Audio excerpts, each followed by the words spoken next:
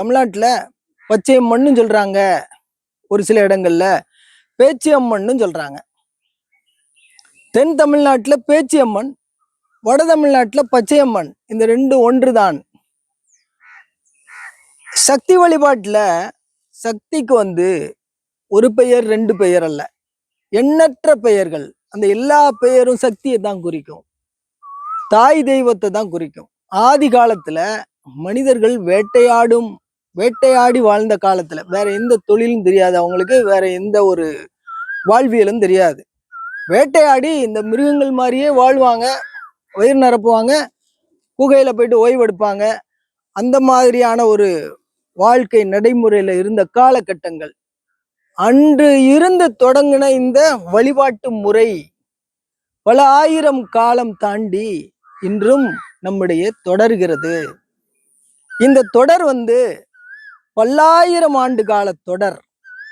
அம்மனுக்கு ஒவ்வொரு இடத்துல பல்வேறு பெயர்கள் வச்சிருப்பாங்க, ஆனா எல்லாம் ஒன்று அப்படிங்கிறத இன்றைக்கு எல்லாரும் கொஞ்சம் கொஞ்சம் புரிய மறுக்கிறாங்க, புரிகிறவங்க புரிகிறாங்க.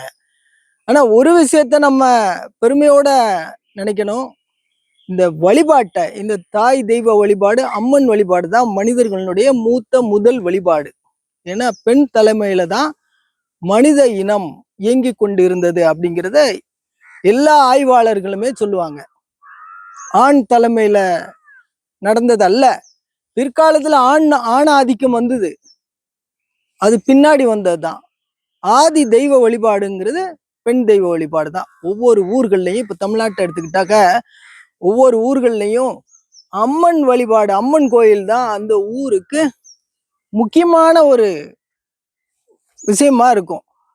அந்த ஊர் என்ட்ரன்ஸ்லயே அம்மன் கோயில் இருக்கும். அந்த அம்மன் கோயிலை வணங்கிட்டு தான் நம்ம அந்த ஊருக்குள்ளே போக வேண்டியிருக்கும். அப்படிப்பட்ட ஒரு முக்கியத்துவம் அந்த அம்மனுக்கு கொடுத்துருப்பாங்க எல்லா ஊரும். அந்த அம்மன் கோயிலை அடிப்படையா வைத்துதான் அந்த ஊரே உருவாகும். இந்த அம்மன், அந்த அம்மன் தான் முதலாக பேச்சு பறைந்த அம்மன். மனிதன் இந்த மிருகங்களை போலயே பேசாம வாழ்ந்துட்டு இருந்த அந்த காலத்துல இருந்து முதலாக பேச தொடங்கினான். அந்த பேச்சு, அந்த யாரு முதலாக பேச தொடங்கினா அப்படின்னா அந்த தாய் தெய்வம், அந்த சக்தி, அவதான் பேச தொடங்கினா. அதனாலதான் அவளுக்கு பேச்சு என்றே பெயர். வனப்பேச்சு அப்படிம்பாங்க தென் தமிழ்நாட்டுல.